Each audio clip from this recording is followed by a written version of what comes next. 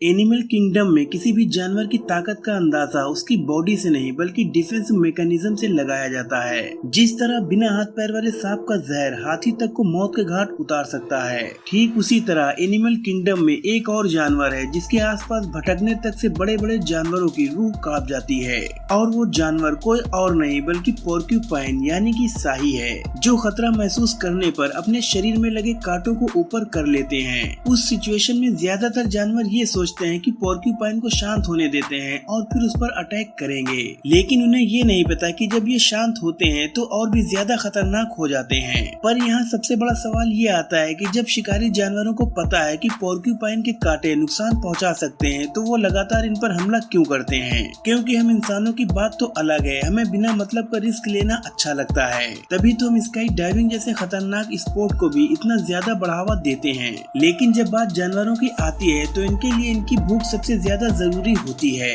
और उसे मिटाने के लिए ये किसी भी तरह का रिस्क लेने के लिए तैयार रहते हैं। सबसे बड़ा एग्जाम्पल आप जंगल के राजा के रूप में देख सकते हैं, जो वैसे तो सभी तरह के जानवरों का शिकार करते हैं, लेकिन जब सूखा पड़ता है तो इन्हें दूसरे विकल्प देखने पड़ते हैं। कई बार तो ये इंसानों तक पे हमला करना शुरू कर देते हैं और कई बार इन्हें न चाहते हुए भी पोर्क्यूपाइन को अपना शिकार बनाना पड़ता है। रिसर्च में पाया गया है कि जिन इलाकों में कम बारिश होती है वहाँ पोर्क्यूपाइन बिग कैट्स की डाइट में 28% शामिल होते हैं, लेकिन जिन इलाकों में अच्छी खासी बारिश होती है वहाँ ये सिर्फ 4% पोर्क्यूपाइन ही बिग कैट्स का शिकार बनते हैं। इन आंकड़ों से साफ पता चलता है कि ये शेर का पसंदीदा शिकार तो नहीं है। अब भला कौन ये चाहेगा कि उनके चेहरे के चारों तरफ कांटे चुभ जाएं और उसे भयानक दर्द का सामना करना पड़े? लेकिन जो यंग लायन होते हैं वो दूसरे जानवरों के होने के बावजूद पोर्क्यूपाइन पर हमला करने से पीछे नहीं होते, क्योंकि यंग लायन को बिल्कुल भी अंदाजा नहीं होता कि जिसे वो छोटा साइज का जानवर समझ रहे हैं वो इन्हें कितना भयानक नुकसान पहुंचा सकता है।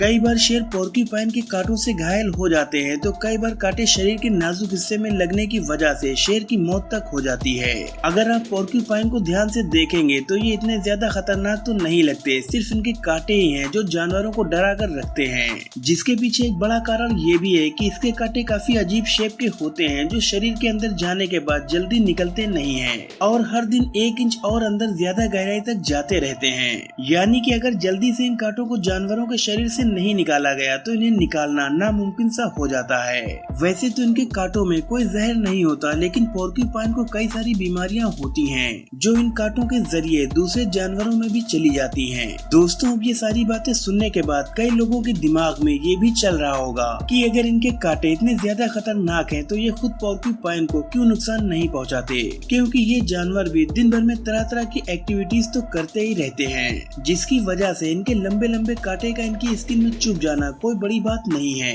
मगर दोस्तों, यहाँ पर इन्हें एडवांटेज ये है कि इन्हें अपने कांटों से एंटीबायोटिक प्रॉपर्टीज मिलती हैं, जिसका सीधा सा मतलब है कि अगर ये अपने कांटों से इंजर्ड हो भी जाते हैं तो इन्हें इन्फेक्शन नहीं होगा और इनकी बॉडी अपने आप ठीक होने लगेगी। पर अगर हम शेरों की बात करें तो इनकी बॉडी के अंदर कांटे जाने के बाद क्या उन्हें निकाला जा सकता है? क्योंकि जब ये चीज डॉग के साथ होती है तो डॉग का ओनर उसे तुरंत हॉस्पिटल ले जाता है, डॉक्टर ट्रीटमेंट करते हैं और थोड़े ही समय में डॉग कंफर्टेबल हो जाते हैं। लेकिन वाइल्ड एनिमल्स के साथ इस तरह की मेडिकल ट्रीटमेंट करने वाला तो कोई होता नहीं है। ऐसी सिचुएशन में एक जानवर दूसरे जानवर की मदद लेकर इन कांटों को निकलवाने की कोशिश करता है। हालांकि ये प्रोसेस इतना भी आसान नहीं होता और इसमें जानवर को काफी दर्द से गुजरना पड़ता है और कांटे निकलने के बाद भी लाइफ इतनी सिंपल नहीं होती, क्योंकि हम इंसानों को अगर कहीं घाव हो जाता है तो हम तुरंत डॉक्टर के पास जाते हैं, पर जानवरों के पास कोई डॉक्टर नहीं होता, इसलिए वो अपने घाव को चाट चाट कर उसे सही कर लेते हैं।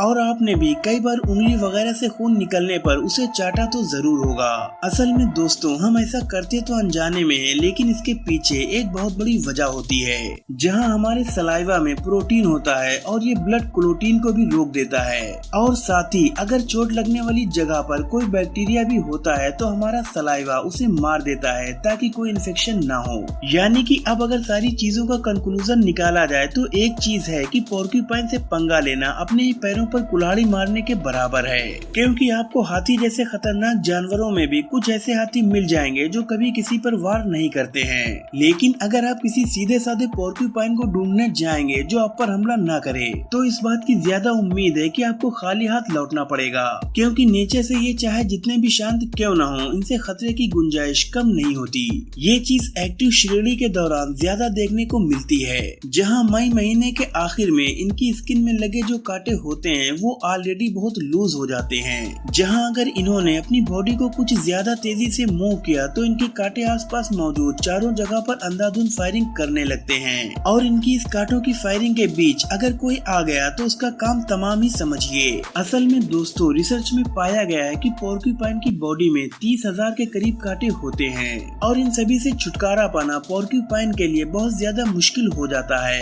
क्योंकि जैसे ही एक कांटा उसके शरीर से निकलता है नए उगने शुरू हो जाते हैं। दोस्तों वीडियो अच्छी लगी हो तो लाइक करें, शेयर करें और चैनल को सब्सक्राइब करना बिल्कुल भी न भूलें।